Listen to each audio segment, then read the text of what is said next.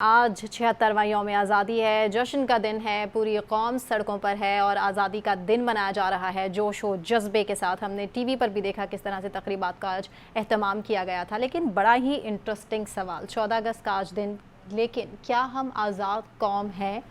मलिक साहब, आपको लगता है? जी, मैं आपकी यही बात का कह रहा हूँ कि आज़ाद कौम है। मैंने थोड़ा सा फील्ड वर्क किया है। यकीन हाँ। जाने, लोगों से मिले हैं, बूढ़े जवान ख़वातीन, इनसे बात हुई है जो हम कैमरे पे नहीं चला सकते। वो कहते हैं ये कैसा पाकिस्तान है, हमें शख्सी आज़ादी नहीं है, हम किसी का झंडा नहीं उठा सकते। पाकिस्तान का झंडे में तो हमारी जान है, उसके लिए तो हमारा खून हाज़िर है। तो हमें क्यों रोका जा रहा है? सड़क पे नहीं आना, नारेबाजी नहीं करनी। मुझे बताएं, ये एक चीज़ सोशल मीडिया पे बड़ी आम है, कौन सा पाकिस्तान का जज्मे यौम आज़ादी हुआ है जिसमें दफ़ा 144 लगाएगी? वो ख़ास करके ये लगाएगी है कि एक ख़ास पार्टी का परचम उठा के कोई ना आए। और सोशल मीडिया भरा हुआ है, ऐसों को पुलिस पकड़ रही है, सादा कपड़ों वाले पकड़ रहे हैं, सड़क पे मार रहे हैं, औरतों के दुपट्टे खींच रहे हैं। ये इस तरह का पाकिस्तान हमें चाहिए? कि आप इस तरह की मिसालें आप यहाँ पे कायम करना चाह रहे हैं कि यहाँ पर सिर्फ एक ही तरह का बयानिया होगा, एक ही पार्टियाँ मिलकर सियासत और हुक्मरानी करेंगी, किसी और को, अवाम की पार्टियों को, अवाम के लोगों को इसमें सियासत करने का कोई हक नहीं है। पाकिस्तान को, मैं इसलिए ये प्रोग्राम के शुरू में कहा था कि जो निगरान वज़ीर आज़म आए हैं, इनको अपना गैर जानबदाराना साबित करना पड़ेगा, क्योंकि इस वक्त जेलों में 10 से लेकर 15,000 बेगुनाह लोग कैद हैं। वो सिर्फ उनको सियासी इंतकाम की खातर उनको जेलों में बंद किया हुआ है। जो मजदूर तबका है, आम दुकानदार मजदूर तबका है, रेडी वाला, ठेले वाला है, वो कोई कारोबारी लोग नहीं है, वो सियासतदान नहीं है, वो बेचारे मजदूर लोग हैं जो अपने जोश जज्बे में बाहर आए, वो पकड़े गए, अब तक जेलों में कैद हैं। तो मेरा ख्याल है कि वज़ीर आज़म को चाहिए कि सबसे पहले आके जो गैर ज़रूरी और मज़लूम और किसी जुर्म के बगैर सियासी कैदी जेलों में बंद हैं, उनको रहा करने के अहकाम सादर करें। इससे उनकी नेकनामी भी होगी और उनके गैर जानबदाराना की तरफ पहला कदम होगा। और यही कौम चाहती है कि हमें यहाँ पर, क्योंकि उन्होंने एक बड़ा जुल्म का निज़ाम 1.5 साल में सहा है, ऐसी मिसालें कायम की हैं जो पाकिस्तान की हिस्ट्री में नहीं थी। वज़ीर आज़म साहब से यही गुजारिश है कि आप आएँ, अपना काम शुरू करें। इलेक्शन ना होना, वक्त भी होना या ना होना, शायद उनके बस की भी बात नहीं है। इलेक्शन कब होगा?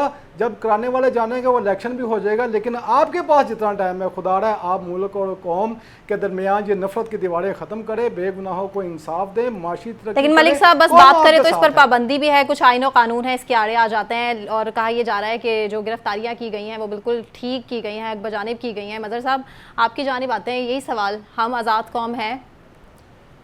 देखिए, आज़ाद कौमें जो हैं वो अपने रवैये से बताती हैं कि हम आज़ाद हैं या नहीं हैं। एक रवैया नाज़म मलिक साहब ने आपके सामने पेश किया, ये रवैया दुरुस्त नहीं है, इसलिए कि ये रवैया नाइंसाफ़ी पर मुश्तमिल है।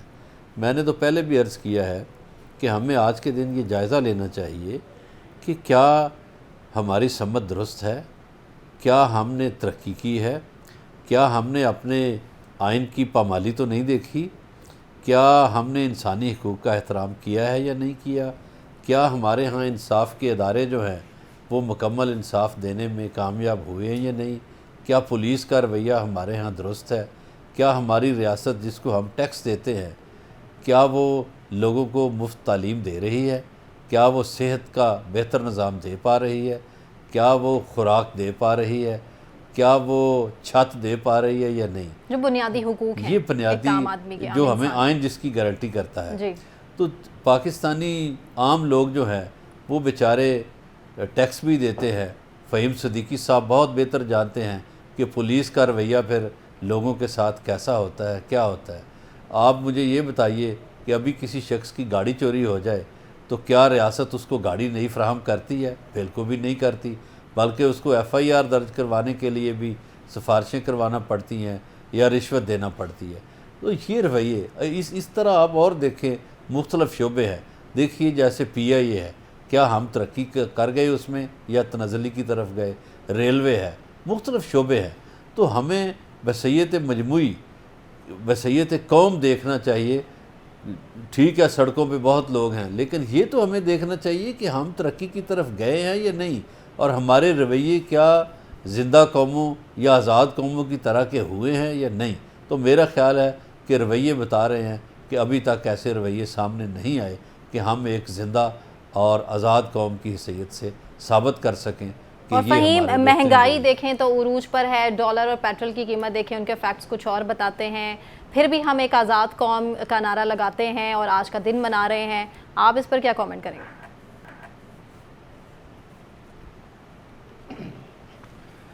देखें, मुझे तो आज़ादी घर में भी नहीं है बोलने की भी, तो मैं कैसे कह सकता हूँ कि मैं एक आज़ाद कौम में। अच्छा, लेकिन एक बात जो है ना, मैं नाज़िम मलिक साहब से ज़रा कहना चाहूँगा। मलिक साहब, आज जिस सूरत हाल की बात कर रहे हैं कि आज जो कुछ हो रहा है मुल्क में, ये कराची में 92 में हुआ, फिर 96 में हुआ, फिर 2003 में 13 में हुआ। यहाँ के लोगों को आज़ादी के माने आप क्यों नहीं समझा पाते? यहाँ के लोगों को आज़ादी नहीं चाहिए।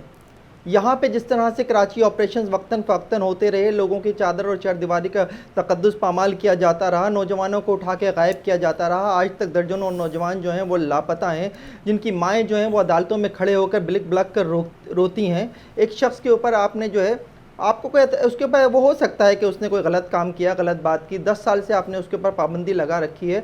उसके चाहने वाले जो हैं वो लाखों की तादाद में मौजूद हैं, उनके ऊपर आज भी अपनी पार्टी का परचम उठाने पर पाबंदी है। ये जो 10 साल पहले या 20 साल पहले हुआ था, अगर उस वक्त उसके ऊपर बात कर ली जाती तो शायद आज जो कुछ मुल्क भर में हो रहा है उसके ऊपर हमें बात करते हुए इतनी तकलीफ नहीं होती। तो मेरा सबसे पहला वो ये है कि आज़ादी को देखना है ना, तो फिर आज़ादी सबके लिए यकसा होनी चाहिए। ये नहीं होना चाहिए कि फ़लाँ शख्स के लिए आप आज़ादी की बात करें और फ़लाँ शख्स के लिए आप कहें कि इसको तो आज़ादी नहीं मिलनी चाहिए। तो अब आपने महंगाई की बात की है। महंगाई इस वक्त मुल्क का एक ऐसा इशू बन चुका है कि मैं तो समझता हूँ कि आम आदमी पता नहीं कैसे जी रहा है, पता नहीं कैसे जी रहा है। मुल्क से बेपनाह मोहब्बत करता है तो आज फिर झंडा लेकर निकला हुआ है। अदरवाइज उसके पास तो खाने के लिए कुछ नहीं है। मेरे पास ठीक है अकरम साहब, आपकी जानिब आऊंगी। मैं बैठा था आपके प्रोग्राम में कि मैं जरा बताऊं कि कौन सी चीज इस वक्त किस हाल में है। बिल्कुल ठीक है।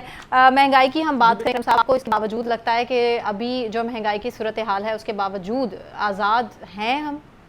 देखिए, पाकिस्तान जो बनाया गया था, अगर आप कायद-ए-आज़म मोहम्मद अली जिन्ना की तकारीर देखें तो उन्होंने इस खित्ते के जो मुसलमान थे मुत्तहिदा हिंदुस्तान के, उनको सियासी और उनके मुआशी हकूक़ के तहफ़्फ़ुज़ के लिए पाकिस्तान बनाया था। ये बुनियादी नुक्ता है।